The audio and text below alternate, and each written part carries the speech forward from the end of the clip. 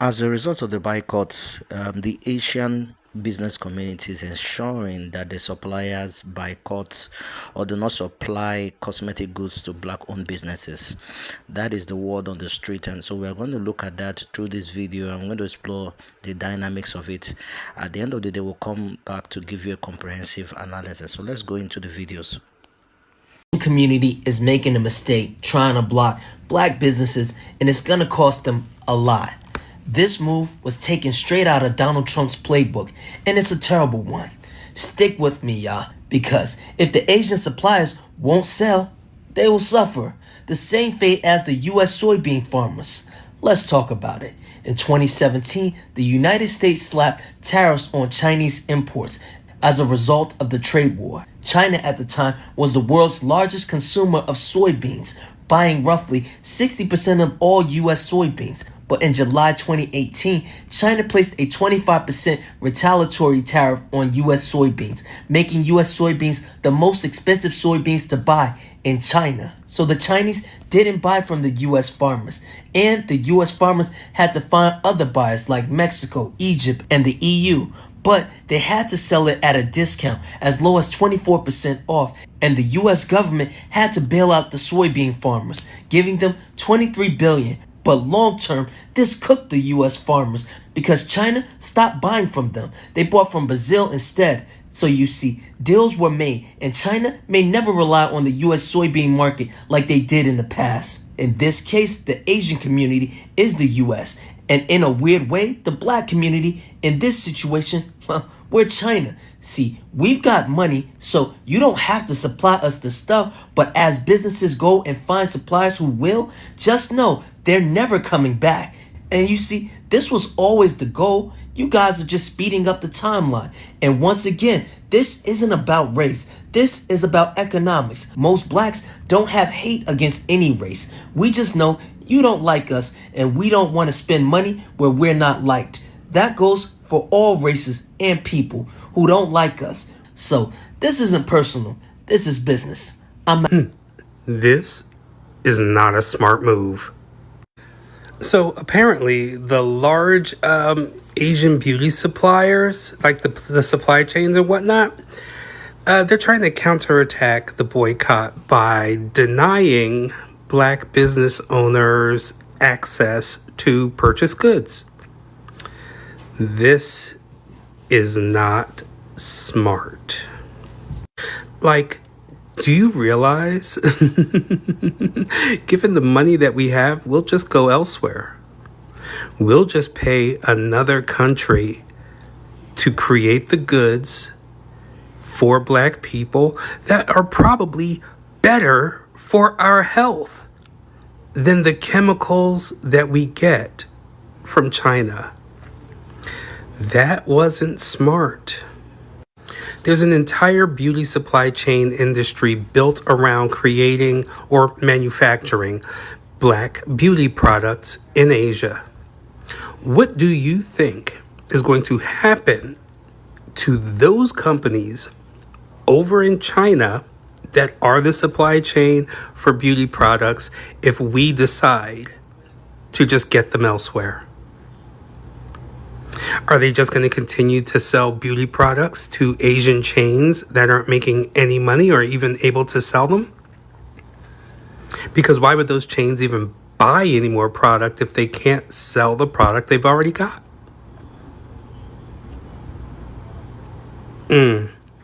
Things are getting really interesting. And they don't realize they're supporting characters, not main characters. I mean, when it comes down to the products themselves, well, we can actually manufacture a lot of it, but we can also help the diaspora by allowing them to use our formulas in order to manufacture. You know, they like to talk about drug dealers and all that other shit a whole lot. So let's go with that for a second. What happens when the people you sell to find another supplier? You guys either have to take out that other supplier if you can, or you're just going to sit on the drugs you've got because you can't sell them to anybody. And pretty soon you're going to get sick of sitting on all those surplus drugs, and you're going to have no choice but to sell them to the people who are asking for it, right? Now, I say this, and I'm likening beauty products to drugs because beauty products are sort of addictive. They are. But what happens when we go, okay, you want to try to block us from having our own businesses by not allowing us into the supply chain? We'll just create our own supply chain. They're either going to have to go out of business or include us in the supply chain at the prices that they are including Asians in the supply chain. Hair, we'll talk to the Brazilians. The majority of Brazil are black of some kind. You think we can't just go directly to them to buy the hair? You think that China is going to be able to hold that back? They're not going to. They're an entire ocean away. We'll just talk to India directly. Y'all don't seem to know who y'all are fucking with, and this isn't smart. The reality is, y'all should have just been like, you know what? It's about time that they do support their own and create their own businesses and create their own way. It's about time. But instead of doing that, you guys are going to try to force us? Force us? I'm sorry, the last time anyone tried to force us to do anything, plantations burned. You really think you're going to force us? No. This isn't smart. It's not smart. Good luck to them in this endeavor. Was this a smart business move by Chinese-owned cosmetic companies not to supply goods to black cosmetic owners, shops, and in the salons? For me, I think it's a very, very bad decision because there's something people don't understand. You don't have the monopoly of the market, especially when it comes to things like daily use, cosmetics, and the likes. Just like the way we say in government or in politics, nobody has the monopoly of power. And so these in itself is going to have the backlash. Like the original content creator mentioned, all credits to all videos shared here. He said something very profound. The soya beans effect, where America tried to play smart one with China, and at the end of the day, they lost a whole lot of money, and the back row of those discounts had to fall on the shoulders of the government with unnecessary tariffs.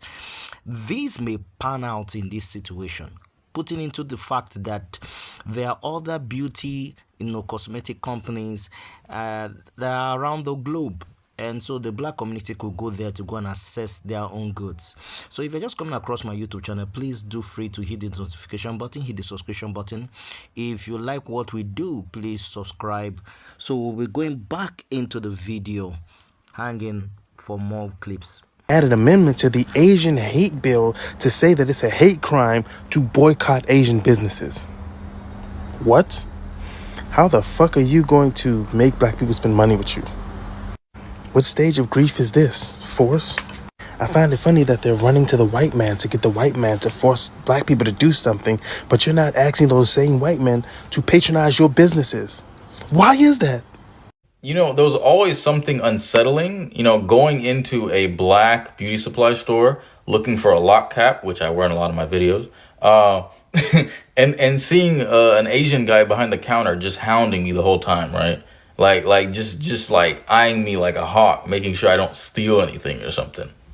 And disclaimer, this is not all Asian people. Like, I hate that I have to do disclaimers in every video, but unfortunately people just, they're going to be like, what, you think all Asians are like that? Relax yourself, bro. But there was something odd about going to what is supposed to be a black space and seeing like a non-black person monitoring. Like I'm just like, what?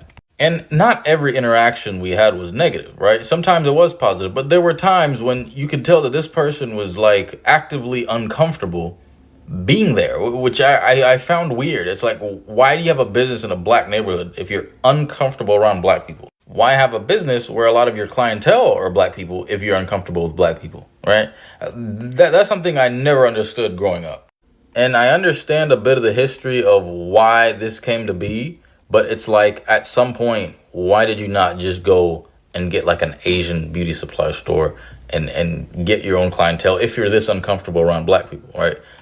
If you're worried about black people stealing, it's like, why continue to do this? That's the part that didn't make sense to me.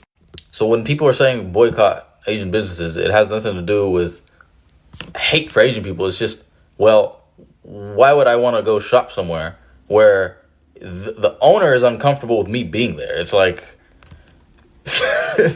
So this Asian guy goes off on black people and actually challenges black people, to actually, go out and go ahead and do a boycott. But check this out, right? So that Asian man put out a challenge to black people to go ahead and boycott Asian businesses. He asked us to go out our way to go ahead and boycott Asian businesses. And it's really not a problem. You see, the thing is, a lot of these Asians is getting on this app talking about how much they don't need us and how much they don't need our money. So why are you so much in our hoods then? Why are you everywhere but your own neighborhoods, right? Why don't you go ahead, and pack up your little, nail salons, your little restaurants and all that and everything that you got going on. Why don't you go ahead and pack up all your businesses and get up out of our hood? See, the fact of the matter is that you guys need us. We don't need y'all. You guys need us. We don't need y'all. You ain't never seen a Jamaican restaurant, Haitian restaurant, Black American soul food restaurant in Little China or any Asian community. You guys don't support anything we do. You guys don't support none of our businesses. I ain't never seen Asians walk into a black establishment to actually purchase anything, to actually pay for anything. Walk into a black establishment and actually spend money with black people. I ain't never seen Asian people do it. So how you gonna sit here and act like, oh, we don't need you.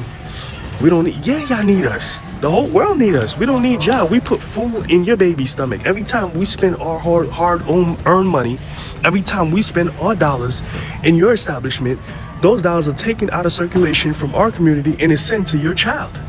We put food in your children's mouth. You guys don't put food in our children's mouth. We feed your children. You need us. We don't need y'all. You guys don't support us for anything, and guess what? We're still good. We still good. Our kids still eat. We still look good. Our kids still go to school. We got black excellence all around us. But you guys want to highlight the worst of us and plaster it all over the media, all over the world, so you can participate in this little white supremacy game. See, the truth of the matter is that all these nationalities that be coming up around us know that black people is under economic attack. They know that black people is under economic attack, economic oppression, that there's an economic warfare that's going on against black people. So you know what they do? They take advantage of that. They come into our communities, they live among us, they stay among us, you know what I mean? They open up their businesses, they make money from us, then talk behind us, behind our backs. Talk behind us, behind our backs. They participate in our oppression with white supremacy, but try to stay quiet and act like they not. Come on. Y'all need us. We don't break bread. Y'all don't break bread with us. We break bread with y'all, and we still good. We feed y'all children. When a sister goes get her nails done in an Asian restaurant, she's literally putting a spoon in your baby's mouth back in Asia. Let's be real. Y'all don't break bread with us.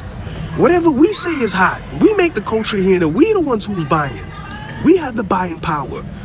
We the ones who said, hey, Mercedes-Benz is hot. Benz is hot because we said it's hot. Jordan is hot. We said it's hot. Nike's hot because we said it's hot. It ain't y'all. Nobody ain't following y'all. Y'all following us. And it's not just the Asians. I'm not talking about all the Asians, but a lot of them. But it's not just them. It's all these other nationalities, the Arabs, the Indians, all these people. You go into a black mall, right? All these Arabs are in there. All these Indians are in there selling jewelry. I want to challenge y'all. Go around, you know what I'm saying, where they selling jewelry at, and ask them, yo, who's your supplier? I went to a mall, I went to like 5, 6, 7 jewelers. Who's your supplier? Who's your supplier? Who supplies you with jewelry? I asked one jeweler, his eyes was like, couldn't believe it. because they only come here to sell to us. They ain't trying to collaborate. They ain't trying to do business with us. And they trying to gatekeep whatever they got going on to keep us out. But they'll take your money, then turn around and talk shit about you. Turn around and come on the internet and say that we're begging for scraps and for reparations because they scared. Because they scared. Because they know that the day that comes, when we get paid, when we get our money, when we get paid, we ain't gonna need nothing. We ain't gonna need nobody for nothing, especially them. They're leeches. Come in our neighborhoods, take our money, exploit the racist system that is pointing against us, then act like they not, oh, we don't participate in racism, but in your household talking mad smack about us. But see us and smile in our faces, just to get some money, just to get a dollar bill. And then they pack up and they go to sub-Saharan Africa. They go into Africa right now, they doing the same exact thing. Let me tell you something too. That Asian dude, the Asian lady in China Mac. The only reason, listen to this, the only reason why China is even a superpower today is because the Europeans allowed it. Okay? Because all of the raw material that is pulled out of Africa is sent to China for processing and manufacturing. That was done deliberately just to keep manufacturing out of Africa. Because they didn't want Africa to become what China is. Africa could become what China is in about 5 to 10 years if they can get into the manufacturing game. But they purposely make sure all the raw material. Come on, man, I know this. And they mad right now. You know why they mad? Because we waking up. We waking up. We waking up. That's why they upset. And black love is coming back. Black pride is coming back. We a monster to deal with. And when we fully wake back up, trust me, a lot of people's gonna starve.